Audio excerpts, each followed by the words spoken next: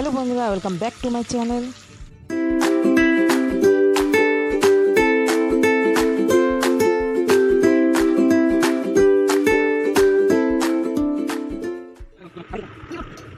Friend, welcome to my channel. আর কেমন আছো তোমরা? আশা করছি খুব খুব ভালো আছো। তো আর আমি জানি তোমরা সকলে ভালো আছো।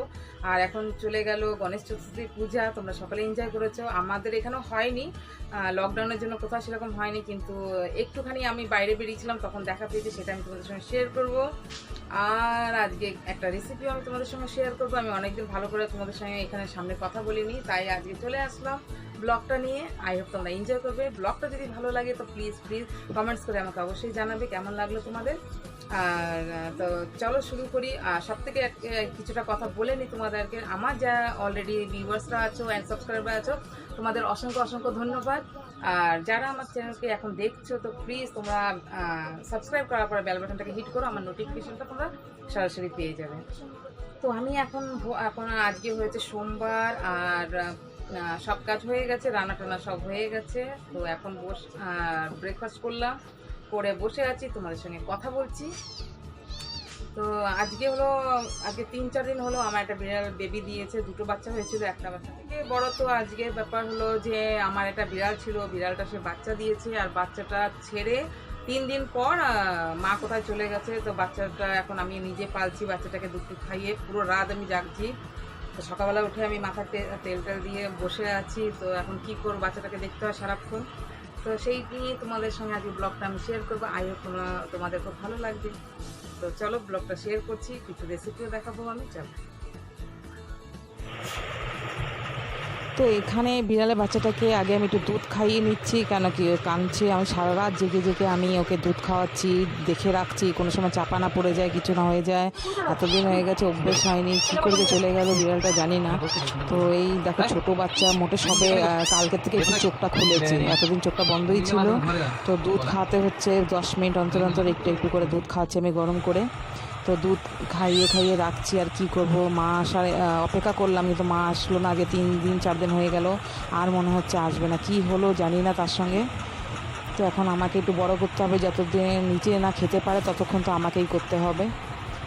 তাই এখন সারা রাত আমি 3 দিন ধরে আমি রাত জেগে আছি, একটু ঘুমোচ্ছি একটু জাগছি, এরকম করে আছি। ওকে দেখে রাখতে হচ্ছে, কোনো সময় চাপা টাপা পড়ে না যায়, ঘুমিয়ে গেলে পরে সেই ভয়ে। তো আমার সঙ্গে ঘুমোচ্ছে, এখনও আমি তোমাদের সঙ্গে কথা বলছি, আমার কোলের মধ্যেই বসে আছে। এখন আবার একটু দুধ খাওয়ালাম। তো আই হোপ সব ঠিক হয়ে যাবে, বাচ্চাটা তাড়াতাড়ি বড় হয়ে যাবে, নিজে খেতে পারবে, সেটাই ভাবছি। আমি তো তোমাদের সঙ্গে একটু শেয়ার করে দিই আমার কি করছি আজকাল। তো আমি এখন এই নিয়ে বিজি আছি। তো এখানে আমার দেখো পুজো টুজো আমার হয়ে গেছে, আর ব্রেকফাস্টও আমার খাওয়া হয়ে গেছে, তোমরা দেখেছো। পুজোটা হয়ে গেলে পরে ব্রেকফাস্টে সবাই খেয়ে নিলে পরে অনেকটা কাজ এগিয়ে যায়, তারপরে দুপুরে রান্নাটাই বাকি থাকে। তো পুজো হয়ে গেছে, এখন আমি সরাসরি চলে যাব তারপরে কিচেনের কাজগুলো সেরে নেব। একটু কিছুটা কাজ তো আগে হয়ে গেছে, যেরকম ডালটা হয়ে গেছে, ডালটা বানাবো, এখন ভাতটা হয়ে গেছে তোমার। তো আজকে ভেবেছি একটু চিকেন কষা বানাবো। আর এইটা হলো আমার বাগান, দেখো পাট শাক লাগিয়েছে আমাদের, আর এটা লাউ গাছ লাগিয়েছে আমার হাজবেন্ডে। তো মুরগি আছে বলে তাই একটু ঢেকে রাখছে, নাহলে খেয়ে নেবে। আর এখানে আমার বড় মেয়ে কলকাতা থেকে আমার এক নাতিকে গিফট পাঠিয়েছে, বার্থডে গিফট। সেটা হলো কার, রিমোট কন্ট্রোল কার। সেইটাই তোমার আনবক্সিং করছে, আমার ছেলে করে দিচ্ছে। তো সেইটা আমি বলছি তোমাদের সঙ্গে একটু শেয়ার করি। আমার হিন্দি ব্লগে একটা এটারই চ্যানেল দেওয়া আছে রিভিউর। তো এইটা তোমাদের সঙ্গে আবার একটু শেয়ার করলাম, যেহেতু এটা আমার বাংলা চ্যানেল। তো কী আছে এর মধ্যে এইসব দেখে নাও। খুব ভালো, খুব সুন্দর। গাড়িটা বুক করেছিলাম আমরা, অনলাইন বুক করেছিলাম, ফ্লিপকার্টে এসছে। তো নাতি এটা নিয়ে খুব সুন্দর খেলে, তাই তোমাদের সঙ্গে একটু শেয়ার করি। এটা আমার বড় মেয়ে কলকাতা থেকে আমাকে নাতিকে দিয়েছে জন্মদিনের গিফট। চলো তোমাদের সঙ্গে একটু শেয়ার করে নিই। গাড়িটা খুব সুন্দর চালিয়েছে, ছেলে ফিট করলো, সব কিছু করলো। আগে সব থেকে ফার্স্টে তো আগে স্যানিটাইজ করেছে, তারপরে সব কিছু করেছে ছেলে।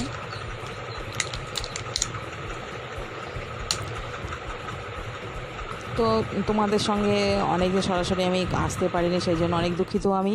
তো বন্ধুরা, আই হোপ তোমরা আমার পাশে আছো, পাশে থাকবে সব সময়, নিজেদের খেয়াল রেখো সব সময়। আর আমি তো এখন কলকাতা অবশ্য বাড়ি, কিন্তু আমার তো এখন আমি গুয়াহাটিতেই থাকি।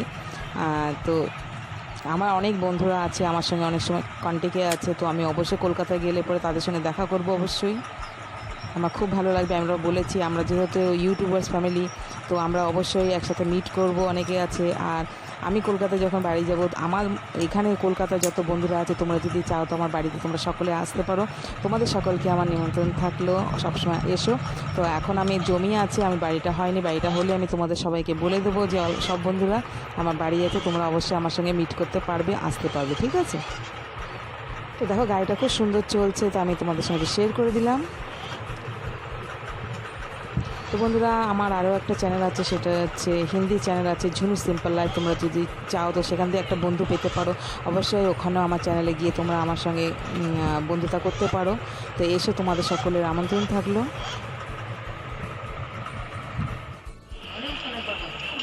তো এখন একটু বসে আছি, আমি চুলটুল কিছু আশ্রয় নিই, বিড়ালে বাচ্চাটাকে নিয়ে আমি সত্যি পাগলের মতো হয়ে আছি। কী করবো, সারাক্ষণ রাতে ঘুম চুম কিছু নেই।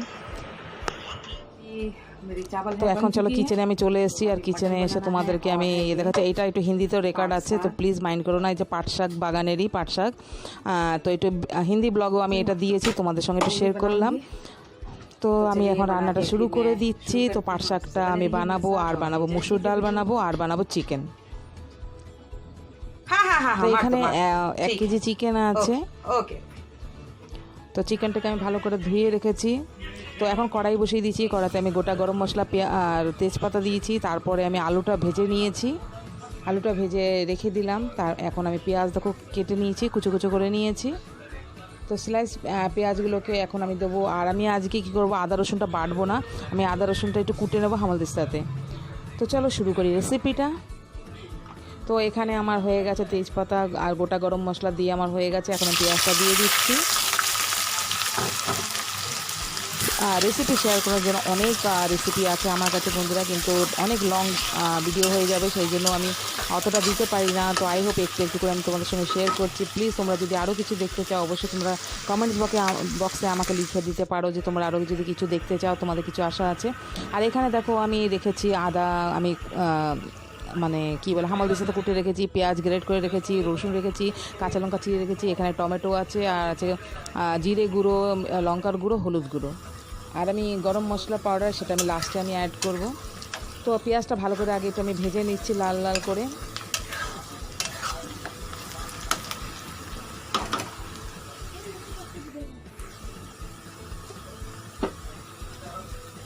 তো হয়ে গেছে, এখন আমি এগুলো সব দিয়ে দেবো। দেখো কাঁচা লঙ্কা, আদা, রসুন আর পেঁয়াজ যেটা বাটাটা আছে আমি সব দিয়ে দিচ্ছি।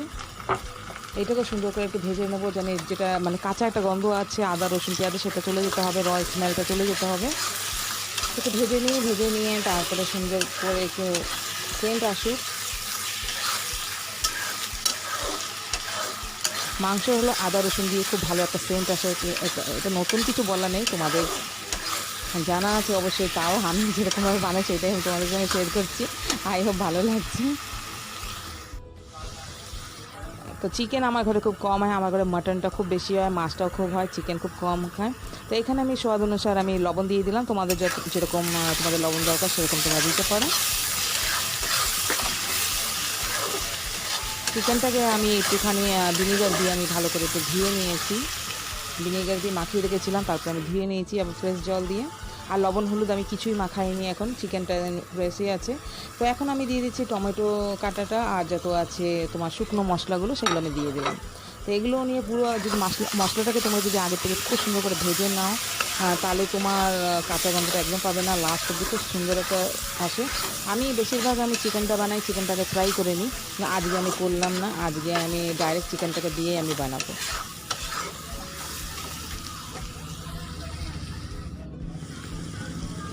তো মশলাটা অনেকটা হয়ে এসছে, আর টমেটোগুলো আমি গলাবো এখন। টমেটোগুলো একটু হিটে যখন একটু সফট হয়ে যাবে, তখন আমি খুন্তি দিয়ে আমি এটাকে গলিয়ে দেবো।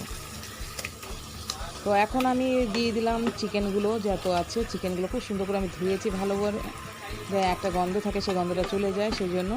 তো এখন চিকেনগুলো দিয়ে আমি সুন্দর করে কভার করে করে অনেকক্ষণ ভাজবো, 15 থেকে 20 মিনিট আমি ভাজতে হবে। তোমরা এরকমভাবে যারা সকলেই জানে চিকেন বানাতে, নতুন কিছু নেই, যারা নিউ রান্না করছো, নিউ রান্না করবে তোমরা, তোমাদের জন্য অনেক উপকার হবে এই রেসিপিটা। তোমাদের যদি ভালো লাগে রেসিপিটা অবশ্যই কমেন্ট বক্সে লিখবে তোমাদের কেমন লাগলো। একদম শর্টকাট, মানে একদম ইজি রেসিপি এটা। একদম দেখো এখন কালারটা আমি 15-20 মিনিট আমার ভাজতে ভাজতে সুন্দর, দেখো এখন কষা টাইপ পুরো হয়ে গেছে, দারুণ লাগে এই স্টেজে। আমি আর এর থেকে বেশি করবো না, আমি ধনেপাতা কিছুটা দিয়ে আমি মেখে নিয়েছিলাম, আর কিছুটা ধনেপাতা আমি উপরে দিয়ে দিয়েছি। আমার হয়ে গেছে চিকেন। আর এখানে করব মুসুর ডাল। তো এখানে আমি এখানে জিরে দিয়ে দিলাম কুকারের মধ্যে, অল্প সর্ষের তেল দিয়েছি, তার মধ্যে খালি জিরে আর কাঁচা লঙ্কা, ধনেপাতা আর মুসুর ডাল ধুয়ে আমি ওর মধ্যে দিয়ে একটু ভেজে নেব। ভেজে নিয়ে তারপরে রিপিট হয়ে গেছে ভিডিওটা, সরি। তো এখন ওই আমি ধুয়ে রেখেছি মুসুর ডালগুলো, আর এগুলো দিয়ে একটু ভেজে নিলাম ভালো করে। তারপরে বেশি কিছু দিতে হবে না, খালি লবণ হলুদ এইসব দিলে পরে ডালটা হয়ে গেছে আমার রেডি। সিম্পল ডাল ছিল। আর দেখো বিড়ালা বাচ্চাটাকে আমি একটু দুধ খাই একটু বিছনাতে ছেড়েছি যেন ও একটু খেলুক। তো এখনও হাঁটতেও পারে না, কিছু করতে পারে না, অনেকই ছোট, কালকেই চোখটা খুলেছে একটু একটু। এখন আমার কোলেই বসে আছে।